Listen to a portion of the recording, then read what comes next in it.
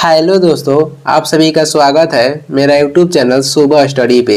तो चलिए शुरू करते हैं आज के क्लास। आज हम लोग पढ़ेंगे भारतीय राज्य व्यवस्था, जो कि संविधान से संबंधित इसमें महत्वपूर्ण क्वेश्चन रहेगा, जो कि संविधान के सबसे महत्वपूर्ण क्वेश्चन रहेगा, जो कि हर एग्जाम में आपको देखने के मिलेगा।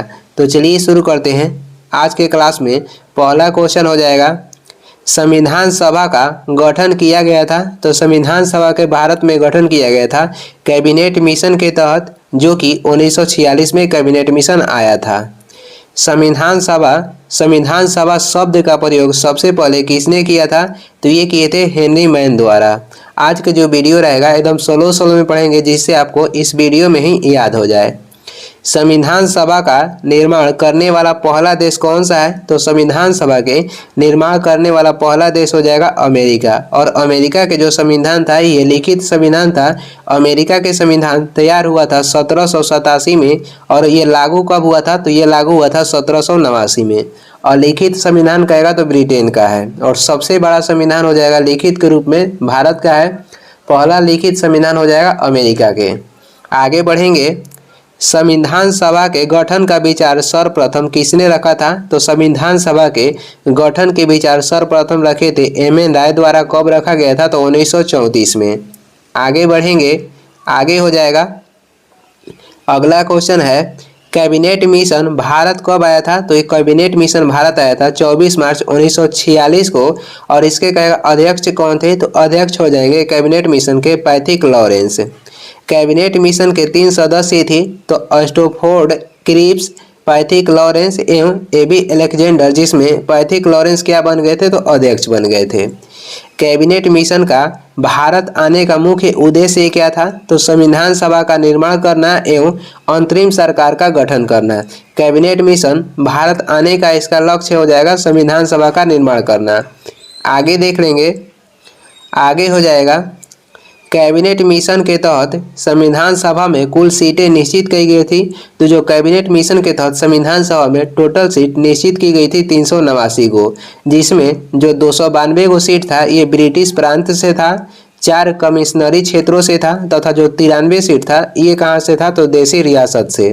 कैबिनेट मिशन के तहत टोटल सीट निर्धारित की गई थी संविधान सभा में 389, जिसमें 292 था ब्रिटिश प्रांत से, 4 था कमिश्नरी क्षेत्र से, और 93 सीट था कहाँ से? तो देशी रियासत से। और जो 4 कमिश्नरी क्षेत्र है ये हो जाएगा अजमेर, मारवाड़, बलूचिस्तान, कुर्ग और दिल्ली। ये क्या था? तो 4 कमिश्नरी क्षेत्र था। संविधान सभा में महिलाओं की संख्या कितनी थी? तो 15। ये VVI क्वेश्चन है, जो कि हर एग्जाम में देखने को मिलता है। संविधान सभा में महिलाओं की संख्या कितनी थी? तो 15 थी। आगे बढ़ेंगे। आगे हो जाएगा, संविधान सभा में सीटें आवंटित की गई थी। जो संविधान सभा में सीट बांटी गई थी, तो कैसे बांटी गई थी? तो प्रति 10 लाख पर एक प्रतिनिधि के रूप में सीट दी गई थी। संविधान सभा के सदस्यों का चुनाव हुआ था, तो ये प्रांतीय विधानसभा के सदस्य द्वारा अप्रत्यक्ष निर्वाचन के द्वारा संविधान सभा के सदस्य का चुनाव किया गया था। संविधान सभा में SC एवं ST सदस्यों की संख्या कितनी थी? तो संविधान सभा में SC एवं ST सदस्यों की संख्या क्रमशः हो जाएगा 26 और 33। SC की थी 26 और ST के हो जाएगा 33, यानी कि अनुसूचित जाति का हो जाएगा 26, अनुसूचित जनजाति का हो जाएगा 33। आगे बढ़ेंगे। आगे हो जाएगा, जुलाई 1946 में संविधान सभा चुनाव में कांग्रेस तथा मुस्लिम लीग को कितनी सीटें प्राप्त हुई थी? तो जब जुलाई 1946 में संविधान सभा के चुनाव हुआ था, उसमें मुस्लिम लीग के कितनी सीट मिली थी? तो 73, और कांग्रेस के सीट मिला था 208। संविधान सभा में किस रियासत के प्रतिनिधियों का भाग नहीं लिया था? कह रहा है कि संविधान सभा में किस रियासत से प्रतिनिधि भाग नहीं लिए थे? तो हैदराबाद के प्रतिनिधि भाग नहीं लिए थे। देश के विभाजन के बाद संविधान सभा में सदस्य रह गए थे। तो कैबिनेट मिशन के अनुसार कितने सदस्य थे? तो 389 थे। देश के विभाजन रह गए थे 299। देश के विभाजन के बाद संविधान सभा में कितने सदस्य रह गए थे? तो 299।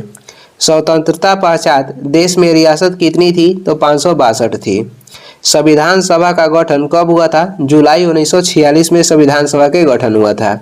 आगे देखेंगे, अंतरिम सरकार का गठन कब हुआ था? 2 सितंबर 1946 को जवाहरलाल नेहरू की अध्यक्षता में अंतरिम सरकार के गठन किया गया था। संविधान सभा की प्रथम बैठक कब हुआ था? तो संविधान सभा की प्रथम बैठक हुआ था 9 दिसंबर 1946 को, और ये हुआ था दिल्ली में, जिसमें मुस्लिम लीग के सदस्य भाग नहीं लिए थे। इसमें केवल कौन भाग लिए थे? तो कांग्रेस भाग लिए थे, जिसमें 207 सदस्य थे। और कौन भाग नहीं लिए थे? तो मुस्लिम लीग। इसमें प्रथम संविधान सभा के बैठक में मुस्लिम लीग भाग नहीं लिया था। संविधान सभा की प्रथम बैठक की अध्यक्षता कौन किए थे? तो ये किए थे सच्चिदानंद सिन्हा, जिन्हें अस्थायी अध्यक्ष चुना गया था 9 दिसंबर 1946 को। आगे देख लेंगे, आगे हो जाएगा संविधान सभा का संवैधानिक सलाहकार कौन थे? तो संवैधानिक सलाहकार हो जाएंगे BN राव। और कहेगा संविधान सभा के विचार कौन दिए थे? तो ये दिए थे MN राय। संविधान सभा के विचार दिए थे MN राय और संवैधानिक सलाहकार हो जाएंगे BN राव। संविधान सभा का प्रारूप तैयार किया गया था, तो ये किया गया था BN राव के द्वारा। संविधान सभा के प्रारूप तैयार किया गया था BN राव के द्वारा, और ये संवैधानिक सलाहकार भी थे। इनका पूरा नाम हो जाएगा बेनेगल नरसिंह राव। संविधान सभा को संबोधित करने वाले पहले व्यक्ति कौन थे? तो ये थे डॉक्टर सर्वपल्ली राधाकृष्णन। संविधान सभा को संबोधित करने वाले पहले व्यक्ति कौन थे? तो डॉक्टर सर्वपल्ली राधाकृष्णन थे, और ये भारत के प्रथम उपराष्ट्रपति भी बने थे। डॉक्टर राजेंद्र प्रसाद संविधान सभा के अस्थायी अध्यक्ष चुने गए थे। तो जो संविधान सभा का दूसरा बैठक हुआ 11 दिसंबर 1946 को, इसमें राजेंद्र प्रसाद को संविधान सभा के अस्थायी अध्यक्ष चुना गया। आगे देखेंगे, आगे देख लेंगे। अगला क्वेश्चन है, ये जो वीडियो है आराम से पढ़ेंगे, जिससे हम लोग को याद हो जाएगा। केवल देखने से कोई फायदा नहीं है, इसमें जितना भी क्वेश्चन है एकदम महत्वपूर्ण है, तो इसलिए आराम से पढ़िए और याद करके जाइए। आगे देखेंगे, संविधान सभा के समक्ष सबसे पहले प्रस्ताव किसने लाया था? संविधान सभा के समक्ष सबसे पहले लाया गया प्रस्ताव हो जाएगा उद्देश्य प्रस्ताव। संविधान सभा के समक्ष जो प्रस्ताव पेश किया गया था उसे दिया गया नाम क्या था? उद्देश्य प्रस्ताव। और उद्देश्य प्रस्ताव कौन पेश किए थे? तो उद्देश्य प्रस्ताव पेश किए थे जवाहरलाल नेहरू। और कब किए थे? तो 13 दिसंबर 1946 को उद्देश्य प्रस्ताव जवाहरलाल नेहरू पेश किए थे संविधान सभा में। ये महत्वपूर्ण क्वेश्चन है, स्टार मार्क कर लीजिएगा कि उद्देश्य प्रस्ताव संविधान सभा में पेश किए थे जवाहरलाल नेहरू और 13 दिसंबर 1946 को पेश किए थे।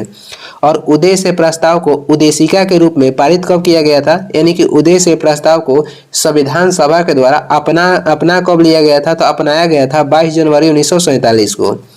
जवाहरलाल नेहरू उद्देशिका प्रस्ताव पेश किए थे 13 दिसंबर 1946 को, उसे संविधान सभा द्वारा अपनाया गया था 22 जनवरी 1947 को। आगे बढ़ेंगे, उद्देशिका को ही कहा गया, उद्देशिका को ही प्रस्तावना कहा गया, उद्देशिका को ही प्रस्तावना कहा गया। आगे बढ़ेंगे, ब्रिटिश भारत में सबसे पहले प्रस्तावना का प्रावधान किया गया था। ये बोल रहा है ब्रिटिश भारत में, तो ब्रिटिश भारत में सबसे पहले प्रस्तावना का प्रावधान किया गया था 1919 के अधिनियम में। भारतीय संविधान की प्रस्तावना शुरू होती है, तो भारत में जो संविधान में प्रस्तावना है ये शुरू होती है हम भारत के लोग से। प्रस्तावना जिसे उद्देशिका भी कहते हैं, ये लिया गया है, तो प्रस्तावना लिया गया है अमेरिका के संविधान से। और प्रस्तावना के भाषा कहेगा तो ऑस्ट्रेलिया से लिया गया है। ये दोनों महत्वपूर्ण है। प्रस्तावना जिसे उद्देशिका कहते हैं ये लिया गया है अमेरिका के संविधान से, और प्रस्तावना की भाषा लिया गया है ऑस्ट्रेलिया के संविधान से। प्रस्तावना को संशोधित किया गया है, तो प्रस्तावना में संशोधन हुआ है एक बार, और वो हुआ है 42वां संविधान संशोधन के तहत 1976 में। आगे देख लेंगे, आगे हो जाएगा, संविधान की प्रस्तावना में समाजवादी, पंथ निरपेक्ष तथा अखंडता शब्द जोड़ा गया था। तो ये जोड़ा गया था 42वां संविधान संशोधन 1976 के द्वारा, और उस समय इंदिरा गांधी की सरकार थी। प्रस्तावना को संविधान का भाग तथा अंग स्वीकार किया गया। तो ये केशवानंद भारतीय बनाम केरल जो राज्यवाद हुआ था 1973 में, इसके तहत। भारतीय संविधान की आत्मा है, तो भारतीय संविधान के आत्मा हो जाएगा प्रस्तावना। भारतीय संविधान के आत्मा कहेगा तो प्रस्तावना हो जाएगा। प्रस्तावना को भारतीय संविधान की आत्मा तथा कुंजी किसने कहा था? तो ये कहे थे ठाकुर दास भार्गव। प्रस्तावना को भारतीय संविधान की आत्मा तथा कुंजी किसने कहा था? ठाकुर दास भार्गव ने कहा था। भीमराव अंबेडकर ने भारतीय संविधान की आत्मा किसे कहा था? तो ये कहे थे अनुच्छेद 32 को। अनुच्छेद 32 में किसका उल्लेख है? तो संवैधानिक उपचारों के अधिकार को भीमराव अंबेडकर ने भारतीय संविधान की आत्मा कहा, जिसका उल्लेख मिलता है अनुच्छेद 32 में। और प्रस्तावना को भारतीय संविधान के आत्मा तथा कुंजी किसने कहा था? तो ये कहे थे ठाकुर दास भार्गव। अनुच्छेद 19 को भारतीय संविधान की आत्मा किसने कहा था? तो ये कहे थे पंडित जवाहरलाल नेहरू। अनुच्छेद 19 को कहे थे पंडित जवाहरलाल नेहरू। 32 के कहेगा तो भीमराव अंबेडकर। और प्रस्तावना को आत्मा और कुंजी किसने कहा था? तो ठाकुर दास भार्गव ने कहे थे। यहाँ आराम से देख लीजिएगा। आगे देखेंगे, आगे हो जाएगा प्रस्तावना को भारतीय राजनीति की जन्म कुंडली किसने कहा? तो ये कहा था के एम मुंशी। जन्म कुंडली किसने कहा था प्रस्तावना को? तो के एम मुंशी गए थे। संविधान को एक पवित्र दस्तावेज किसने कहा था? तो भीमराव अंबेडकर संविधान को एक पवित्र दस्तावेज गए थे। पाकिस्तान के लिए पृथक संविधान सभा की गठन कब की गई थी? तो पाकिस्तान के लिए पृथक संविधान सभा का गठन किया गया था 26 जुलाई 1947 को। भारत के संविधान को तैयार करने के लिए गठित समितियों की कुल संख्या कितनी थी? तो भारत के संविधान के तैयार करने के लिए टोटल 13 समिति की गठन की गई थी। भारत के संविधान सभा के तैयार करने के लिए कितनी कमेटी गठन की गई थी? तो 13 है। आगे देख लेंगे, आगे हो जाएगा प्रारूप समिति जिसका गठन हुआ था 29 अगस्त 1947 को। इसका अध्यक्ष कौन थे? तो प्रारूप समिति के अध्यक्ष थे भीमराव अंबेडकर। और प्रारूप समिति में सदस्य की कुल संख्या 7 थी, इसमें अध्यक्ष सहित। संविधान के प्रारूप पर कितने दिन बहस हुआ था? संविधान के प्रारूप पे बहस हुआ था 114 दिन। संविधान के प्रारूप समिति के समक्ष प्रस्तावना को परिभाषित किए थे, तो ये किए थे जवाहरलाल नेहरू। संविधान, आगे बढ़ते हैं थोड़ा, आगे हो जाएगा जो संविधान सभा में कह रहा है कि डॉक्टर भीमराव अंबेडकर का पहली बार निर्वाचन कहाँ से हुआ था? पहली बार निर्वाचन हुआ था के बाद इनका निर्वाचन कहाँ से हुआ था? तो बम्बई प्रेसिडेंसी पुणे से हुआ था। संविधान सभा में डॉक्टर भीमराव अंबेडकर की कह रहा है कि कहाँ से निर्वाचन हुआ था? तो पहली बार हुआ था पूर्वी बंगाल से। और स्वतंत्रता के बाद कहाँ से हुआ था? तो बम्बई प्रेसिडेंसी पुणे से हुआ था। स्वतंत्रता के पश्चात प्रथम कानून मंत्री कौन बने थे? तो स्वतंत्रता के पश्चात प्रथम कानून मंत्री बने थे डॉक्टर भीमराव अंबेडकर। और अंतरिम सरकार में कानून मंत्री कौन थे? तो ये थे जोगेंद्र नाथ मंडल। स्वतंत्र भारत के प्रथम वित्त मंत्री कौन थे? स्वतंत्र भारत के प्रथम वित्त मंत्री हो जाएंगे आर के षणमुखम शेट्टी। यहाँ शेट्टी होगा, आर के षणमुखम शेट्टी थे।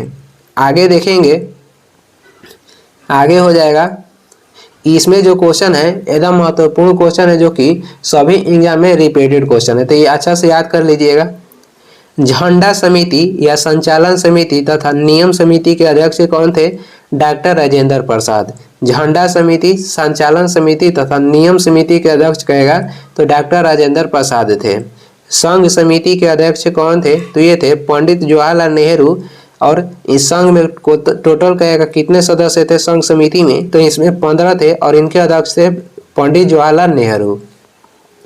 प्रांतीय संविधान समिति एवं सलाहकार समिति के अध्यक्ष कौन थे? तो सरदार वल्लभ भाई पटेल थे। प्रांतीय संविधान समिति एवं सलाहकार समिति के अध्यक्ष कहेगा तो सरदार वल्लभ भाई पटेल थे। आगे बढ़ेंगे, आगे हो जाएगा मौलिक अधिकारों और अल्पसंख्यक समिति के अध्यक्ष कौन थे? तो सरदार वल्लभ भाई पटेल थे। मूल और मौलिक अधिकार उप समिति के अध्यक्ष कहेगा तो जे बी कृपलानी थे। मौलिक अधिकारों और अल्पसंख्यक समिति के अध्यक्ष हो जाएंगे सरदार वल्लभ भाई पटेल। वही मूल और मौलिक अधिकार के उप समिति के अध्यक्ष कहेगा तो जे बी कृपलानी हो जाएंगे। भारतीय स्वतंत्रता अधिनियम पारित हुआ था? तो भारतीय स्वतंत्रता अधिनियम पारित हुआ था 18 जुलाई 1947 को। संविधान सभा द्वारा राष्ट्र ध्वज तिरंगा को कब अपनाया गया? 22 जुलाई 1947 को संविधान सभा द्वारा हमारे राष्ट्रीय ध्वज को अपनाया गया था। और आम जनता को राष्ट्रीय ध्वज की फहराने की अनुमति कब दिया गया था? तो आम जनता को राष्ट्रीय ध्वज के फहराने की अनुमति दिया गया था 2002 में। आगे बढ़ेंगे, झंडा दिवस कब मनाया जाता है? तो 22 जुलाई को, क्योंकि 22 जुलाई 1947 को राष्ट्रीय ध्वज को संविधान सभा द्वारा अपनाया गया था। उसी के उपलक्ष्य में 22 जुलाई को झंडा दिवस मनाया जाता है। भारतीय संविधान के निर्माण में लगे समय कितना है? तो भारत के संविधान निर्माण में लगे समय हो जाएगा 2 वर्ष 11 माह तथा 18 दिन। संविधान सभा के कुल कितने अधिवेशन हुए थे? तो संविधान सभा के टोटल अधिवेशन हुआ था 11, और इसमें कुल अवधि थी मतलब दिन की अवधि कितनी थी? तो 165 दिन। और कुल कितने अधिवेशन हुए थे? 11, और समिति के गठन हुआ था 13 समिति संविधान सभा के बनाने के लिए।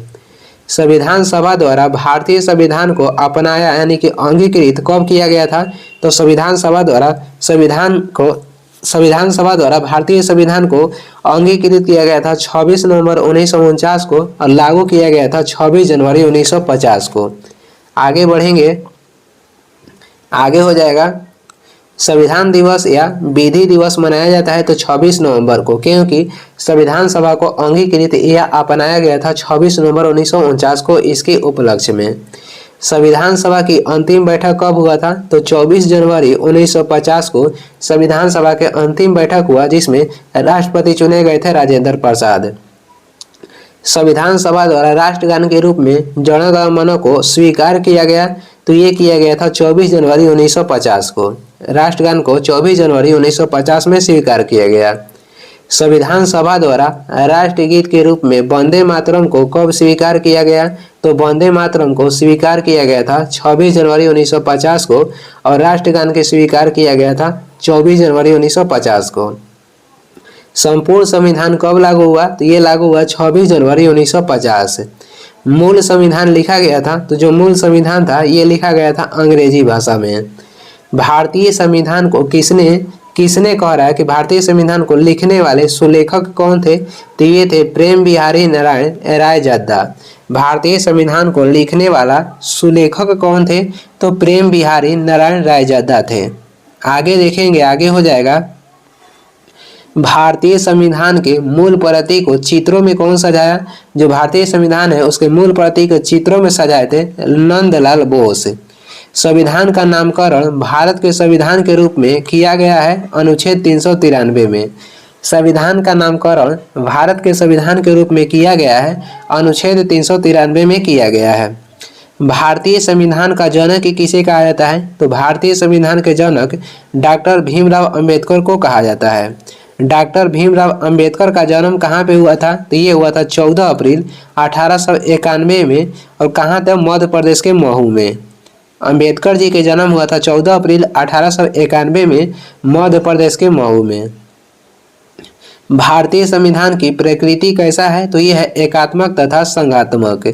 भारत एक धर्मनिरपेक्ष देश है। इसका तात्पर्य क्या है? तो यहाँ पे सभी धर्मों का महत्व स्वीकार किया जाता है। भारत एक गणतंत्र है। इसका अर्थ क्या है? तो भारत में राष्ट्र का प्रधान निर्वाचित होता है, जो कि राष्ट्रपति होते हैं।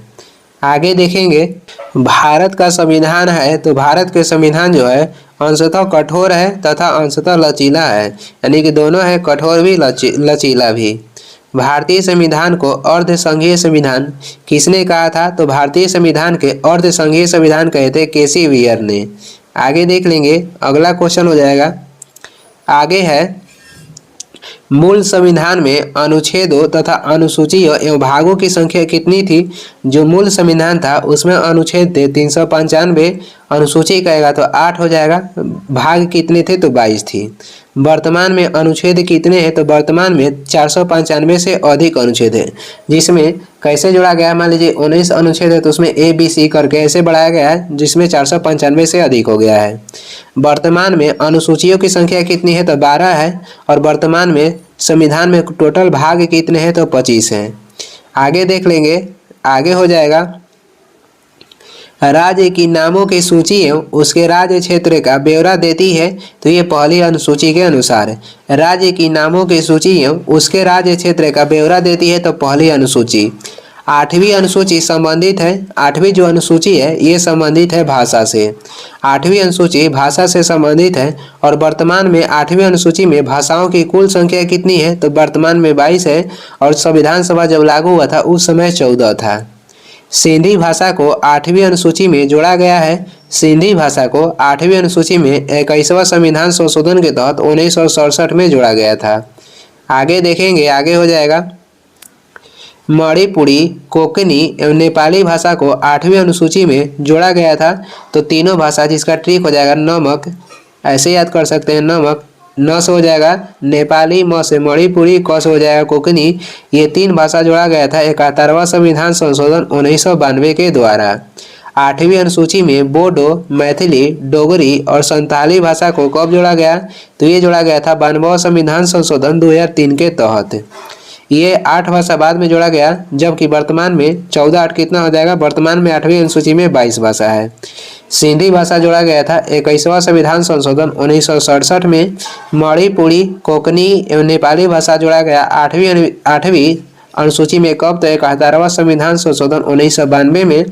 और बोडो, मैथिली, डोगरी और संथाली भाषा को जोड़ा गया था 92वां संविधान संशोधन 2003 में।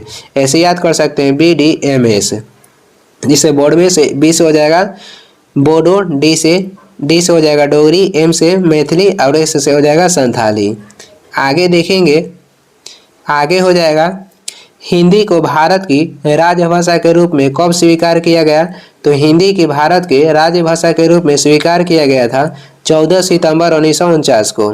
और हिंदी दिवस मनाया जाता है, राष्ट्रीय हिंदी दिवस 14 सितंबर को मनाते हैं, और विश्व हिंदी दिवस कहेगा तो 10 जनवरी को मनाया जाता है। संघ की राजभाषा हिंदी एवं लिपि देवनागरी है। इसका उल्लेख कहाँ मिलता है? तो भाग 17 के अनुच्छेद 343 में मिलता है। भारत की संघ यानी कि राजभाषा हिंदी एवं लिपि जो है देवनागरी, इसका उल्लेख भाग 17 अनुच्छेद 343 में किया गया है। प्रथम राजभाषा आयोग के गठन कब किया गया? 1955 में किया गया था, जिसका अध्यक्ष कौन थे? तो अध्यक्ष थे बीजी खेर। आगे देख लेंगे, आगे हो जाएगा दूसरी अनुसूची संबंधित है, जो दूसरा अनुसूची है ये संबंधित है पदाधिकारियों के वेतन एवं भत्ते एवं पेंशन से। पदाधिकारियों के वेतन, भत्ते एवं पेंशन से संबंधित है दूसरी अनुसूची। केंद्र राज्य संबंध वर्णित है, केंद्र और राज्यों के संबंध वर्णित है तो 7वीं अनुसूची में वर्णित है। 7वीं अनुसूची संबंधित है केंद्र एवं राज्य के बीच शक्तियों के बंटवारे एवं सरकारों द्वारा शुल्क एवं कर लगाने के अधिकार से। केंद्र एवं राज्य के बीच शक्तियों के बंटवारे एवं सरकारों द्वारा शुल्क एवं कर लगाने के अधिकार से संबंधित है 7वीं अनुसूची। इसमें क्या है? तो केंद्र एवं राज्य के संबंध के बारे में दर्शाया गया है। 10वीं अनुसूची के संबंधित है, ये दल बदल से संबंधित प्रावधान है। 10वीं अनुसूची दल बदल विरोधी कानून से संबंधित है। दल बदल निरोधक अधिनियम पारित हुआ था, तो ये पारित हुआ था 15 फरवरी 1985 को। दल बदल विरोधी कानून को मान्यता दी गई थी 52वां संविधान संशोधन के तहत 1985 में। दल बदल जो विरोधी कानून है इसे लाया गया था 10वीं अनुसूची के तहत। कब? तो 1985 में संविधान संशोधन कहेगा तो 52वां संविधान संशोधन के तहत। संविधान में देश का नाम क्या है? तो संविधान में देश का नाम क्या है? तो ये हो जाएगा भारत अथवा इंडिया। पहले प्राचीन में कहेगा भारत के नाम क्या था? तो आर्यव्रत और जम्बू द्वीप। आगे देखेंगे, आगे हो जाएगा संविधान का सबसे बड़ा भाग कौन सा है? तो संविधान के सबसे बड़ा भाग हो जाएगा 5वां। और संघीय न्यायपालिका का उल्लेख किस भाग में मिलता है? तो भाग 5 के अध्याय 4 में संघीय न्यायपालिका का उल्लेख मिलता है। संविधान के 15वें तथा 18वें भाग का विषय क्या है? तो 15वां भाग में निर्वाचन का उल्लेख किया गया है और भाग 18 में आपात उपबंध का उल्लेख मिलता है। 15 में हो जाएगा निर्वाचन और भाग 18 में हो जाएगा आपात उपबंध। प्रथम लिखित संविधान को किसने दिया? तो अमेरिका का प्रथम लिखित संविधान है। सबसे बड़ा लिखित संविधान कहेगा तो भारत का है। आगे देख लेंगे, आगे हो जाएगा अनुच्छेद 1 में भारत को कहा गया है तो राज्यों का संघ कहा गया है। नए राज्यों का प्रवेश या स्थापना की शक्ति प्रदान की गई है अनुच्छेद 2 में। नए राज्य का प्रवेश या स्थापना की शक्ति प्रदान की गई है अनुच्छेद 2 में। अनुच्छेद 3 में क्या है, तो अनुच्छेद 3 के तहत नए राज्यों का निर्माण और वर्तमान राज्यों के क्षेत्र, सीमाओं या नामों में परिवर्तन करने का अधिकार संसद के है।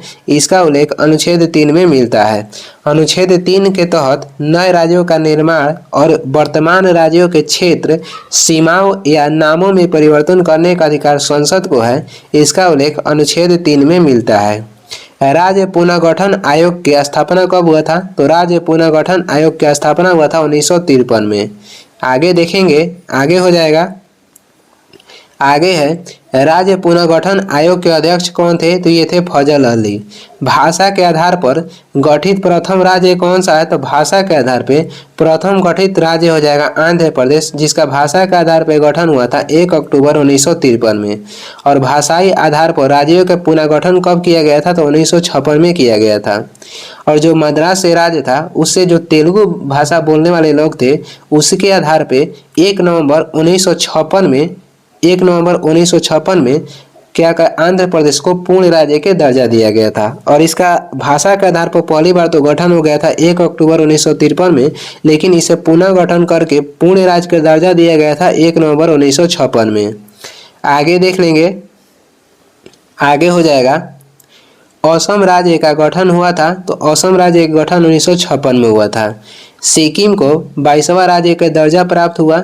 सिक्किम को 22वां राज्य बनाया गया था 36वां संविधान संशोधन 1975 के द्वारा। नागालैंड राज्य बना था, तो जो 13वां संविधान संशोधन हुआ था 1962 में, इसी के तहत और इसका नागालैंड राज्य के गठन किया गया था 1 दिसंबर 1963 में। संविधान संशोधन कहेगा तो 13वां संविधान संशोधन 1962 के तहत नागालैंड राज्य बना। कब, तो 1 दिसंबर 1963 में। गोवा राज्य को 25वां राज्य है, इसे पूर्ण राज्य कब बनाया गया था, तो गोवा को पूर्ण राज्य बनाया गया 56वां संविधान संशोधन 1987 के द्वारा 30 मई 1987 को। गोवा राज्य के गठन हुआ था 56वां संविधान संशोधन 1987 के द्वारा 30 मई 1987 में। और गोवा को आज़ादी के बाद पुर्तगाली ने गुलाम बनाए थे। पुर्तगालियों से गोवा को आज़ाद किया गया था 1961 में। दिल्ली को राजधानी का पूर्ण दर्जा कब मिला था, 69वां संविधान संशोधन 1991 में। छत्तीसगढ़, उत्तराखंड व झारखंड की स्थापना क्रमशः कब हुआ, तो छत्तीसगढ़ का स्थापना हुआ था 1 नवंबर 2000 ईस्वी में। उत्तराखंड के कहेगा तो 9 नवंबर 2000 ईस्वी में। झारखंड के गठन हुआ था 15 नवंबर 2000 ईस्वी में। छत्तीसगढ़ किससे अलग हुआ था, तो छत्तीसगढ़ अलग हुआ था मध्य प्रदेश से। उत्तराखंड कहेगा था यूपी से, और झारखंड अलग हुआ था बिहार से। छत्तीसगढ़ मध्य प्रदेश से अलग होकर 1 नवंबर 2000 को अलग राज्य बना। उत्तराखंड उत्तर प्रदेश से अलग होकर 9 नवंबर 2000 ईस्वी में पूर्ण राज्य बना। झारखंड बिहार से अलग होकर 15 नवंबर 2000 ईस्वी में अलग राज्य बना। आगे देखेंगे, आगे हो जाएगा, तेलंगाना राज्य का निर्माण कब हुआ था, 2 जून 2014 को तेलंगाना राज्य का निर्माण हुआ था आंध्र प्रदेश को विभाजित करके। वर्तमान में भारत में कितने राज्य हैं, तो वर्तमान में 28 राज्य है और 8 केंद्र शासित प्रदेश है। संविधान की संप्रभुता निहित होती है तो भारत की जनता में। संविधान में संघीय व्यवस्था, जिसे प्रशासनिक ढांचा कहते हैं, प्रशासनिक ढांचा के मॉडल पर कहाँ से लिया गया है, तो संविधान में संघीय व्यवस्था जो लिया गया है कनाडा से लिया गया है। मूल्य कर्तव्य कहाँ से लिया गया है भारतीय संविधान में, तो सोवियत संघ रूस से भारत में मूल कर्तव्य लिया गया है। संसदीय शासन प्रणाली एवं एकल नागरिकता और विधि निर्माण प्रक्रिया कहाँ से लिया गया है, तो ये लिया गया है ब्रिटेन से। संसदीय शासन प्रणाली, एकल नागरिकता एवं विधि निर्माण प्रक्रिया लिया गया है ब्रिटेन से। मूल या मौलिक अधिकार तथा न्यायिक पुनरीक्षण कहाँ से लिया गया है, मौलिक अधिकार तथा न्यायिक पुनरीक्षण कहाँ से लिया गया है, तो अमेरिका के संविधान से। भारतीय संविधान में विधि द्वारा स्थापित प्रक्रिया कहाँ से लिया गया है, विधि द्वारा स्थापित प्रक्रिया लिया गया है जापान से, और विधि निर्माण प्रक्रिया लिया गया है ब्रिटेन से। यहाँ कंफ्यूज मत होइएगा, विधि निर्माण प्रक्रिया ब्रिटेन हो जाएगा, विधि द्वारा स्थापित प्रक्रिया जापान हो जाएगा। आगे देखेंगे, राज्य के नीति निर्देशक सिद्धांत लिया गया है तथा राष्ट्रपति की निर्वाचन प्रक्रिया लिया गया है आयरलैंड के संविधान से। राज्य के नीति निर्देशक सिद्धांत तथा राष्ट्रपति निर्वाचन प्रक्रिया ये लिया गया है आयरलैंड के संविधान से। भारत के संविधान में आपातकालीन उपबंध लिया गया है? तो आपातकालीन उपबंध जर्मनी के बीमर संविधान से लिया गया है। संविधान संशोधन की प्रक्रिया किस देश से लिया गया है? तो दक्षिण अफ्रीका के संविधान से लिया गया है। संसद को संविधान में संशोधन करने की शक्ति प्रदान करता है अनुच्छेद 368 भाग 20।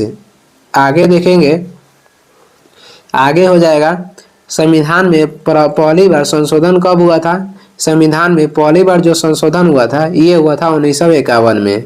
संविधान संशोधन विधेयक को पेश किया जा सकता है। संविधान संशोधन विधेयक को किसी भी सदन में पेश किया जाता है।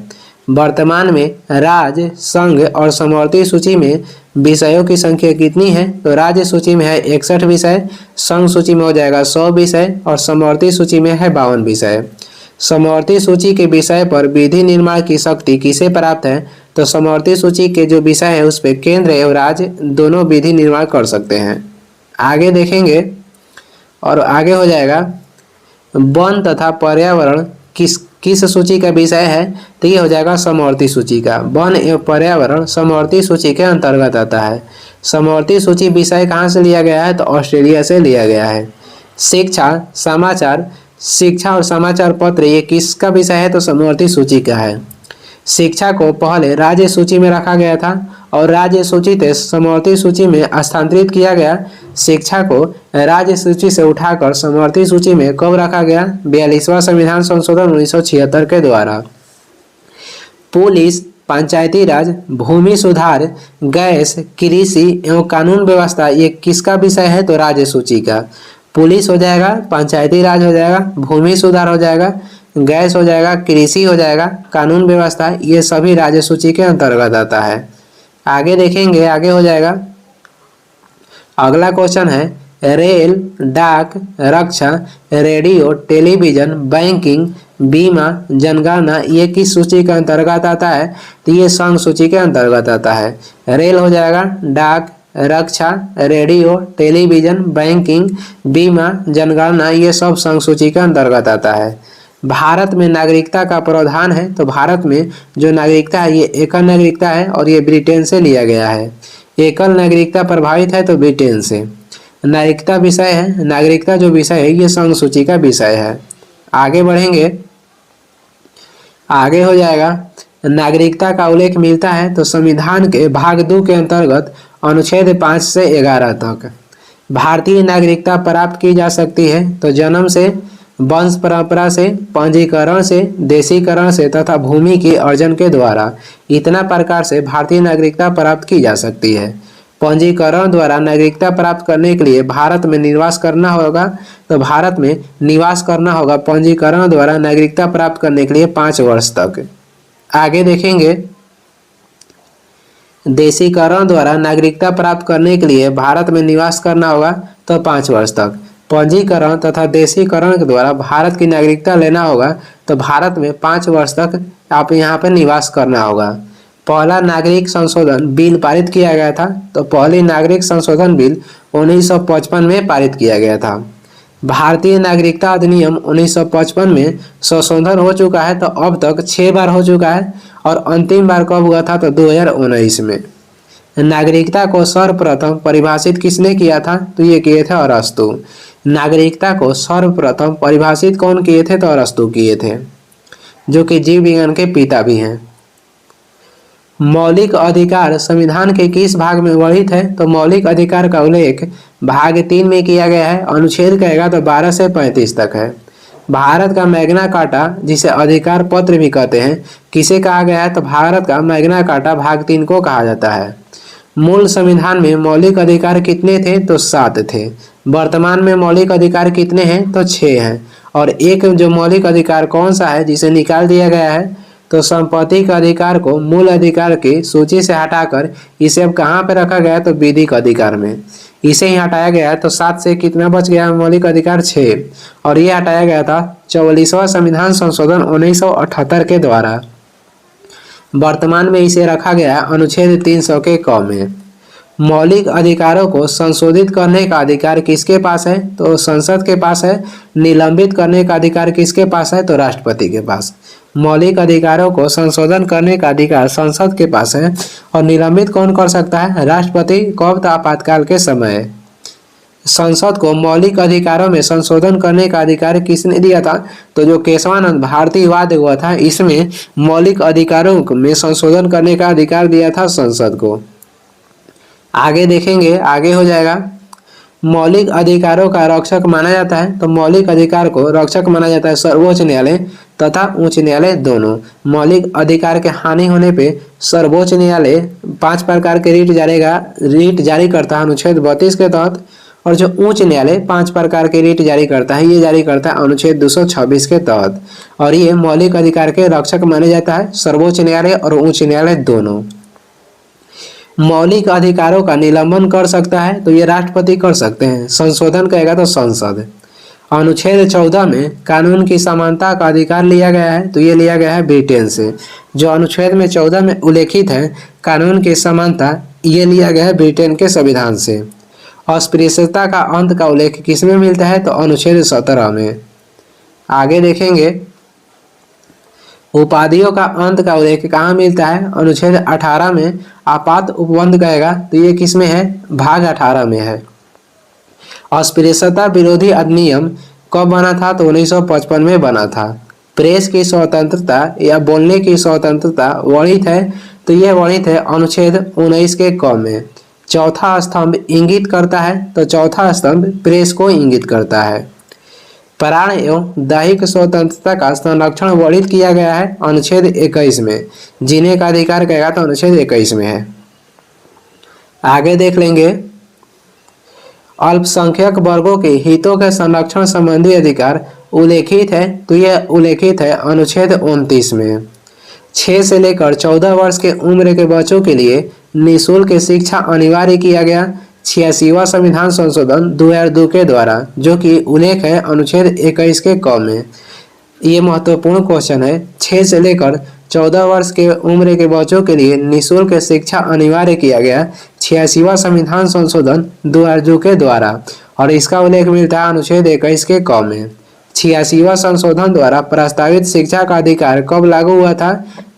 तो ये लागू हुआ था 1 अप्रैल 2010 में। 14 वर्ष से कम आयु के बच्चे द्वारा जोखिम भरा काम प्रतिषेध किया गया, इसका उल्लेख मिलता है अनुच्छेद 24 में। 14 वर्ष से कम आयु के बच्चे को जोखिम भरा काम करना प्रतिषेध है, इसका उल्लेख मिलता है अनुच्छेद 24 में। संविधान में संशोधन करके शिक्षा का अधिकार कब जोड़ा गया था? 1 अप्रैल 2010 को। और ये किसके तहत जोड़ा गया था? 86वां संविधान संशोधन के तहत। मौलिक अधिकारों को परिवर्तित करने हेतु अनुच्छेद 32 के तहत सर्वोच्च न्यायालय कितने प्रकार के रीट जारी करता है? तो ये जारी करता है 5 प्रकार का। और उच्चतम न्यायालय तथा उच्च न्यायालय द्वारा जारी किए जाने वाला 5 प्रकार के रीट कौन सा है? तो ये हो जाएगा बंदी प्रत्यक्षीकरण, परमादेश, प्रतिषेध, उत्प्रेषण तथा अधिकार परीक्षा। आगे देखेंगे, आगे हो जाएगा उच्च न्यायालय अथवा सर्वोच्च न्यायालय के द्वारा नागरिकों के मौलिक अधिकारों की रक्षा हेतु जारी किया गया समादेश कौन सा है? तो ये हो जाएगा परमादेश। उच्च न्यायालय अथवा सर्वोच्च न्यायालय द्वारा नागरिकों के मौलिक अधिकारों की रक्षा हेतु जारी किया गया समादेश कौन सा है? तो ये हो जाएगा परमादेश। बंदी को 24 घंटे के अंदर सशरीर न्यायालय के सामने पेश करना समादेश कहलाता है, तो इसे कहते हैं बंदी प्रत्यक्षीकरण कहते हैं इसे। व्यक्तिगत स्वतंत्रता के रक्षा के लिए रीट याचिका है, तो इसे कहते हैं हैबियस कॉर्पस, जिसे बंदी प्रत्यक्षीकरण कहते हैं। आगे देखेंगे किसी अवैध व्यक्ति से सरकारी पद को बचाने के लिए जारी किया जाता है, तो अधिकार परीक्षा। किसी अवैध व्यक्ति से सरकारी पद को बचाने के लिए जारी किया जाता है अधिकार परीक्षा। मूल अधिकारों के निलंबन केवल आपातकालीन स्थिति में संबंधी प्रावधान का वर्णन किया गया है, तो यह अनुच्छेद 358 और अनुच्छेद 359 में। और मूल अधिकार के निलंबन कौन करते हैं? तो राष्ट्रपति। कब? तो आपातकालीन की स्थिति में। नीति निर्देशक सिद्धांत संबंधित है, तो ये भाग 4 से अनुच्छेद कहेगा तो 36 से 51 तक राज्य के नीति निर्देशक सिद्धांत का उल्लेख किया गया है। और ये लिया गया है कहाँ से? तो आयरलैंड के संविधान से। आगे देखेंगे नीति निर्देशक सिद्धांत नहीं है तो ये वाद योग्य नहीं है, ये वाद योग्य नहीं है। राज्य के नीति निर्देशक सिद्धांत एक ऐसा चेक है जो बैंक के सुविधा अनुसार अदा किया जाता है। ये किसने कहा था? तो ये कहते केटी शाह है। राज्य के नीति निर्देशक सिद्धांतों का मुख्य उद्देश्य क्या है? कल्याणकारी राज्य की स्थापना करना। इसका मुख्य उद्देश्य कल्याणकारी राज्य की स्थापना करना हो जाएगा। मूल कर्तव्य वर्णित है तो मूल कर्तव्य का उल्लेख भाग 4 में मिलता है, 4 के क में। मूल कर्तव्य का उल्लेख भाग 4 के क में मिलता है। अनुच्छेद कहेगा तो 51 के क में है। भाग 4 में हो जाएगा राज्य के नीति निर्देशक तत्व, अनुच्छेद 36 से 51 तक, और भाग 4 के क में हो जाएगा मूल कर्तव्य, अनुच्छेद 51 के क में। आगे देखे लेंगे। मूल कर्तव्य का विचार लिया गया है, तो मूल कर्तव्य का विचार लिया गया है पूर्व सोवियत संघ से, यानी कि सोवियत संघ रूस से। सोवियत संघ के विघटन कब हुआ था? 1991 में हुआ था, 15 गणतंत्र में। भारत के संविधान में मूल कर्तव्यों को जोड़ा गया है। ये जोड़ा गया है 42वां संविधान संशोधन 1976 के द्वारा। किस समिति के अनुशंसा पे? तो सरदार सरोवर समिति के अनुशंसा पर। वर्तमान में मूल कर्तव्य की संख्या कितनी है? तो 11 है, और संविधान सभा जब लागू हुआ था उस समय 10 था। भारतीय संसद के 3 अंग कौन सा है? तो भारतीय संसद में 3 अंग है, और वो हो जाएगा राष्ट्रपति, राज्यसभा और लोकसभा। आगे देखेंगे। और संसद के कितने सदन होते हैं? तो संसद के 2 सदन होते हैं, और इसका अस्थायी सदन या उच्च सदन जो कभी भंग नहीं होता है, ये हो जाएगा राज्यसभा। राज्यसभा को अस्थायी सदन कहते हैं, उच्च सदन कहते हैं, और ये कभी भंग नहीं होते हैं, बल्कि इसका जो 1/3 सदस्य हैं ये 2 वर्ष में सेवानिवृत्त होते हैं। संसद का निम्न सदन कौन कहलाता है? तो ये कहलाता है लोकसभा। संसद भवन का डिजाइन कौन तैयार किया था? तो ये किए थे सर हर्बर्ट बेकर और एडवर्ड लुटियंस ने। यह पुराना वाला संसद भवन है। संसद भवन की नींव रखी गई थी 1921 में। संसद भवन का उद्घाटन कब किया गया था? तो संसद भवन की नींव रखी गई थी 1921 में, और इसका उद्घाटन हुआ था 18 जनवरी 1927 को लॉर्ड इरविन के द्वारा। आगे देखेंगे। संविधान में दोनों सदनों की संयुक्त बैठक का प्रावधान किया गया है, तो संयुक्त बैठक का उल्लेख मिलता है अनुच्छेद 108 के तहत, और ये लिया गया है कहाँ से? तो ऑस्ट्रेलिया के संविधान से। दोनों सदनों की संयुक्त बैठक होती है कब? तो जब साधारण विधेयक एवं वित्त विधेयक के मामले फंसता है तब। आगे देख लेंगे। अगला क्वेश्चन है, इसमें जितना भी क्वेश्चन है सब हर एग्जाम में रिपीटेड क्वेश्चन है, जो कि आपको याद रखना बहुत जरूरी है। ये हर एग्जाम में आपको देखने को मिलेगा ही। एक बार में नहीं याद होगा तो बार बार वीडियो देखकर इसे आप याद कर लीजिएगा। संसद के संयुक्त अधिवेशन को कौन बुलाते हैं? तो ये बुलाते हैं राष्ट्रपति, लेकिन इसका अध्यक्षता कौन करते हैं? तो ये करते हैं लोकसभा के अध्यक्ष।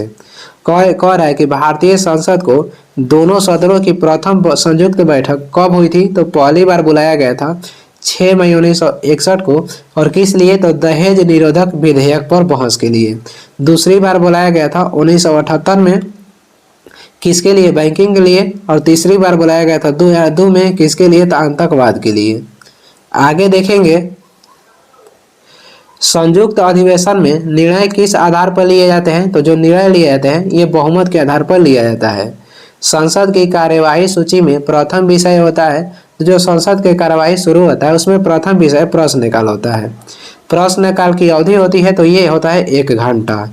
शून्यकाल कहलाता है प्रश्नकाल के बाद जो 12 से 1 बजे के बीच तक चलता है, इसी समय को क्या कहते हैं? तो शून्यकाल कहते हैं प्रश्नकाल के बाद। आगे देखेंगे। शून्यकाल का अर्थ क्या है? तो प्रश्न उत्तर सत्र। प्रश्न उत्तर सत्र को क्या कहते हैं? तो शून्यकाल कहते हैं।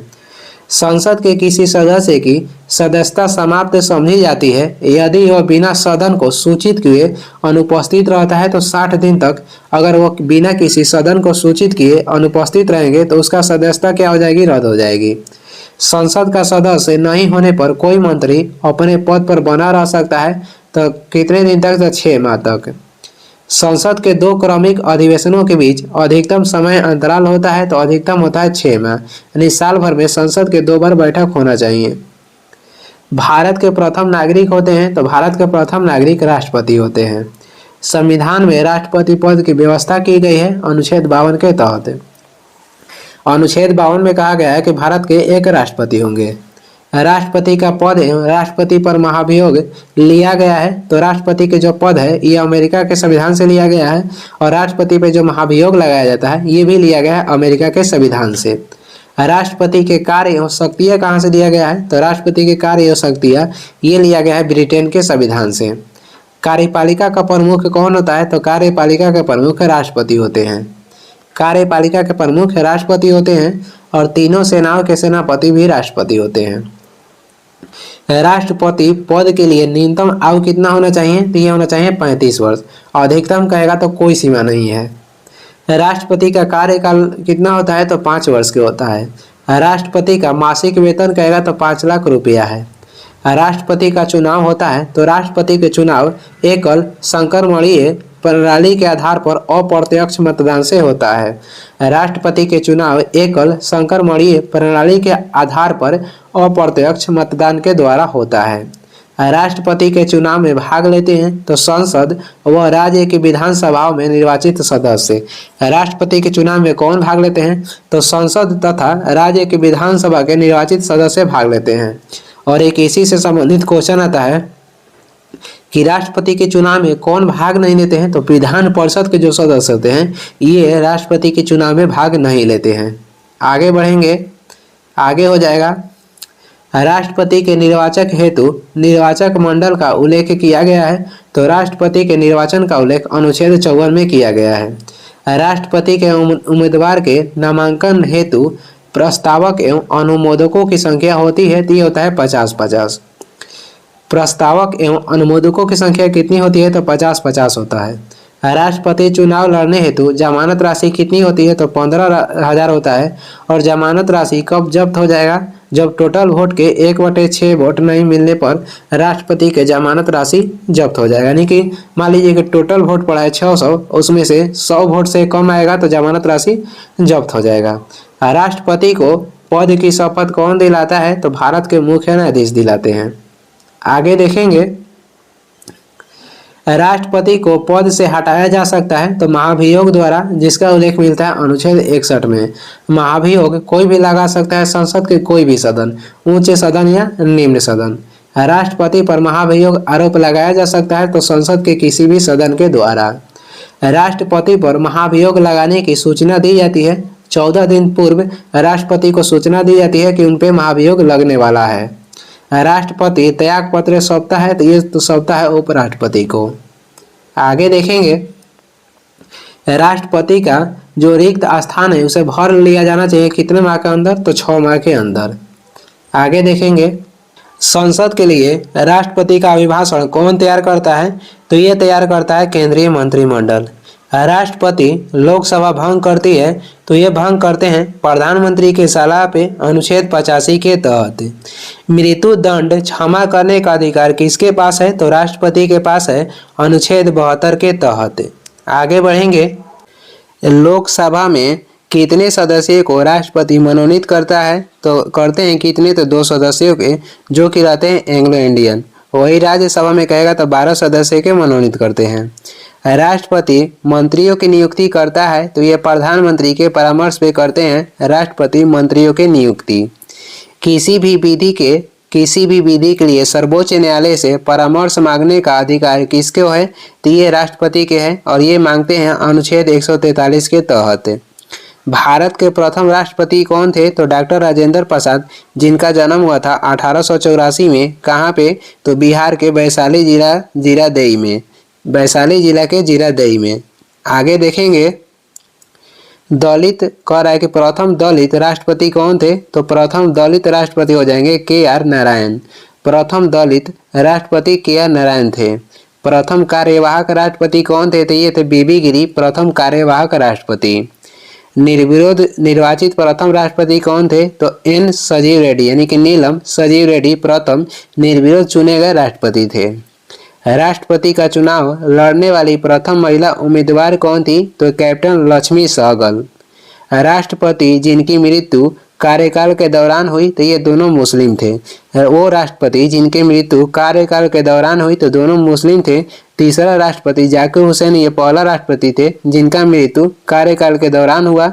और दूसरा हो जाएंगे फखरुद्दीन अली हमीद, ये क्रम से 5वां थे। फखरुद्दीन अली अहमद ये क्रम से 5वां थे और ये क्रम से तीसरा थे, जिनका मृत्यु कार्यकाल के दौरान हुआ। पहला कहेगा तो जाकिर हुसैन, दूसरा हो जाएंगे फखरुद्दीन अली अहमद। आगे बढ़ेंगे, आगे हो जाएगा एकमात्र मुख्य न्यायाधीश जिन्होंने राष्ट्रपति के पद पर कार्य किया है, तो ये हो जाएंगे एम हिदायतुल्लाह है। देश की प्रथम महिला राष्ट्रपति कौन थी? प्रतिभा देवी सिंह पाटिल, ये देश के प्रथम महिला राष्ट्रपति थी। और चुनाव लड़ने वाली प्रथम महिला कहेंगे तो लक्ष्मी सहगल हो जाएगा। पद से त्याग पत्र देने वाले प्रथम राष्ट्रपति कौन थे? तो ये थे बीबी गिरी और ये कार्यवाहक राष्ट्रपति भी थे। जेबी वीटो का प्रयोग करने वाले प्रथम राष्ट्रपति कौन थे? ज्ञानी जैल सिंह और ये किए थे भारतीय डाक विधेयक के संबंध में 1986 में।